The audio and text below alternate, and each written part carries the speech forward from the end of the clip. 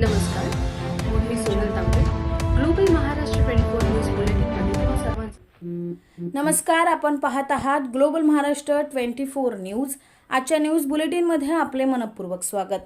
खासदार डॉक्टर श्रीकांत शिंदे यांच्या पुढाकाराने डोंबिवलीतील 65 अनधिकृत इमारती प्रकरणी अन्याय झालेल्या नागरिकांना मोठा दिलासा.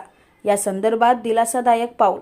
महाराष्ट्र राज्याचे उपमुख्यमंत्री एकनाथ शिंदे साहेब यांच्या निर्देशानुसार कल्याण लोकसभेचे इन्फ्रामॅन खासदार डॉक्टर श्रीकांत शिंदे साहेब यांच्या पुढाकाराने कल्याण ग्रामीण विधानसभेचे आमदार राजेश मोरे साहेब तसेच नगरसेवक नितीन पाटील व 65 इमारतीचे शिष्टमंडळ यांच्या प्रत्यक्ष उपस्थितीत आज मंगळवारी नगर विकास विभागाचे सचिव असीम गुप्ता साहेब यांच्या मंत्रालयातील दालनात जिल्हाधिकारी डॉक्टर श्रीकृष्णनाथ पांचाळ तसेच आयुक्त कल्याण डोंबिवली मनपा अभिनव गोयल यांच्यासोबत सकारात्मक आणि 65 इमारतीमधील नागरिकांना दिलासादायक अशी व्हिडिओ कॉन्फरन्स संपन्न झाली.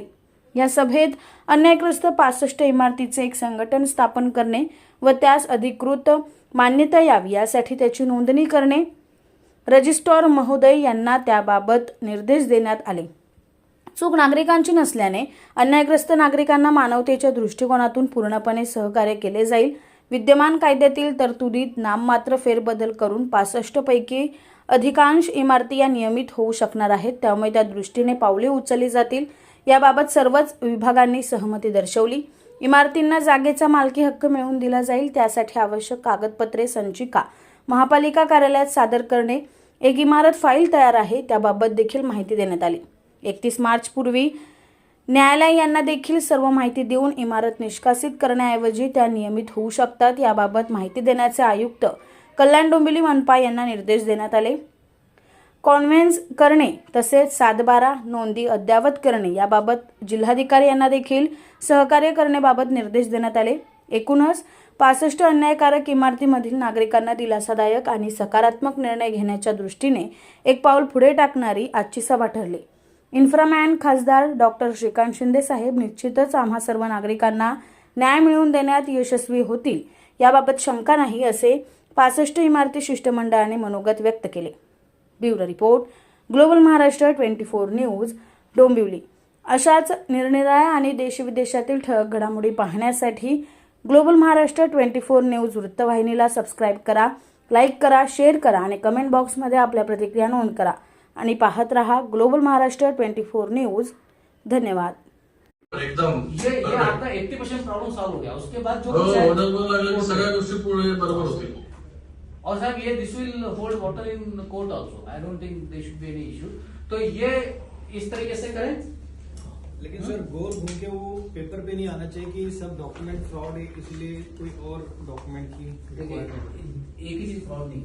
आपके रजिस्टर्ड जो डॉक्युमेंट ना रजिस्टर झालेला आहे त्याची संख्या पण आपल्याकडे असते. झालेलं नाही तर त्याच्यामध्ये ते विनंती वजा हे जो असते इन्फॉर्मेशन की याच्या पण करण्याची ताबडतोब त्यांना करण्याचे आदेश पारित करण्यात ही विनंती असं सेक्रेटरीला माझा एक लेटर लिहून टाका. आजकाल याच्यात काय माहिती 65 इमारती आपला सहकार्य प्रचंड आहे पण सोसायटीचं लोक सहकार्य करत नाही. सोसायटी होण्यासाठी करत नाही, कन्व्हेन्स साठी करत नाही. 65 बिल्डिंग आली का घाबर हो सकता है. असोसिएशन करू शकतो. असोसिएशन फ्लॅट टेकर्स असोसिएशन मला तर द्यावं असं कायद्याचं सेक्शन 11 मध्ये प्रोव्हिजन आहे. पण सर आपण तुम्हाला सांगतोय ते संशोधन करायला तयार आहे. ड्रीम कन्व्हेन्शन तुमको करना है ना.